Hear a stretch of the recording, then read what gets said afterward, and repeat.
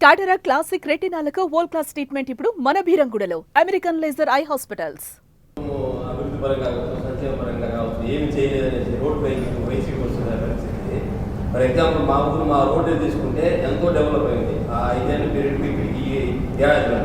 అది సంక్షేమ పరంగా ఇవన్నింటినీ ఎందుకు మనం ప్రజల ముందు తీసుకుని గతంలో ఎట్లా ఉంది ప్రజల్లో వెళ్తున్నారు కదా, ప్రచారం కావచ్చు, తప్పుడు ప్రచారం జనాల్లోకి వెళ్తుంది అంటున్నారా? మీరు చేసే ప్రచారం వెళ్తుందా?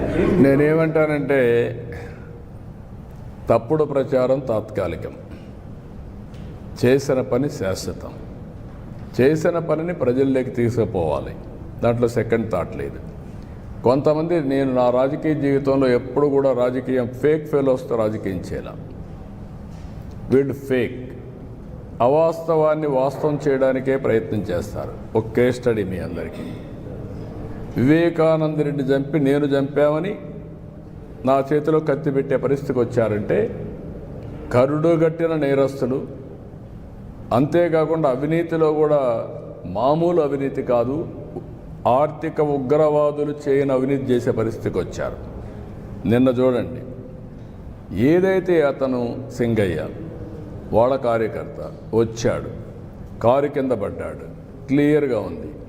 మానవత్వం అంటే ఏం చేసి ఉండాలి? మీరు వాడిని హాస్పిటల్కి తీసుకెళ్ళాలి కదా. తర్వాత ఏం జరిగిందో అది వేరే విషయం. కనీసం మనం దారిలో పోతూ ఉంటే ఒక యాక్సిడెంట్ జరిగితే మనం ఏం చేస్తాం? కనీస బాధ్యత, సామాజిక స్పృహ ఇమ్మీడియట్గా దిగుతాం. మానవత్వంతో అతన్ని సేవ్ చేయడానికి ప్రయత్నం చేస్తాం, హాస్పిటల్కి తీసుకుపోతాం, ఏం చేయాలో అన్నీ చేస్తాం. సో మెనీ సార్లు, ఎన్నోసార్లు నేను దారిలో పోతా ఉంటే యాక్సిడెంట్ అయితే నా అంబులెన్స్ ఇచ్చి హాస్పిటల్కి తీసుకుపోయాం. రోడ్డు యాక్సిడెంట్ అది, అయినా కూడా నేను పంపించేవాడిని.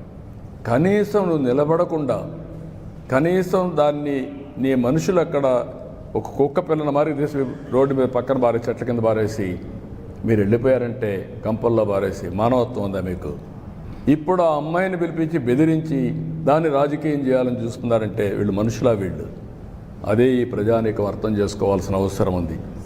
ఇలాంటి వాళ్ళని నీతిమాలిన వ్యక్తులు, లేకపోతే ఒక నేర చరిత్ర కలిగిన వాళ్ళు రాజకీయాల్లోకి వచ్చి రాజకీయ ముసుగేసుకొని, ఇప్పుడు నేను అడుగుతున్నా, వీళ్ళు చేసే నేరాలు మామూలు రౌడీలు అయితే వదిలిపెడతామండి? 2 నిమిషాల్లో కుక్కను కొట్టి లోపల వేసేవాళ్ళం. అన్ని అరాచకాలు చేయడం మంచిది కాదు. ఆ అరాచకాలు చేసి రాష్ట్రానికే ఒక పెను సవాలుగా తయారయ్యారు, రాజకీయాలకే ఒక చీడ పురుగుల మారిగా తయారయ్యే పరిస్థితి వచ్చారు. ఎవరు ఏమైనా ఎన్ని చేసినా చట్టం ఉంటుంది, చట్టం దాని పని అది చేస్తుంది.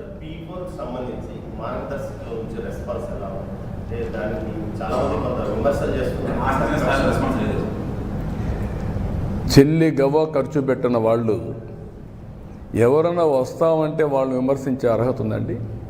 అది నీతిమాలిన చర్య కదా.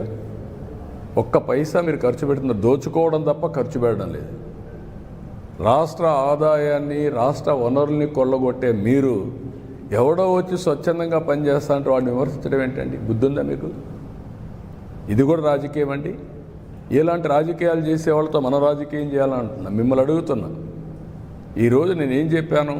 P3 public private partnership. ఈరోజు దీనివల్ల ఈ రోడ్లు వచ్చాయి, ఎయిర్పోర్ట్లు వచ్చాయి, పోర్ట్లు వచ్చాయి, కాలేజీలు వచ్చాయి, అనేక వస్తువులు వచ్చాయి, ప్రజలు కూడా బాగుపడ్డారు. అదే సమయంలో కొంతమంది కోట్ల రూపాయలు వచ్చాయి.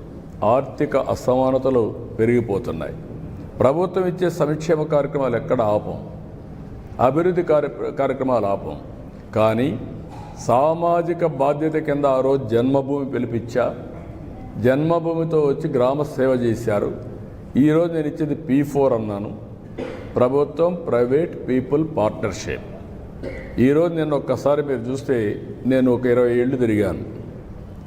తిరిగితే ఒక అతను చాలా బాగా పనిచేశాడు, వడ్డీ కులస్తుడే, అందరూ వాళ్ళలో ఒక ఫ్యామిలీ చాలా బాగా పనిచేసి పిల్లల్ని బ్రహ్మాండంగా 20 ఏళ్లలో చదివించి, ఒకడు అమెరికాలో ఉన్నాడు, ఒకడు బెంగళూరులో వ్యాపారాలు చేస్తున్నాడు, అందరికంటే అందరూ ఇంజనీర్లు చేశారు.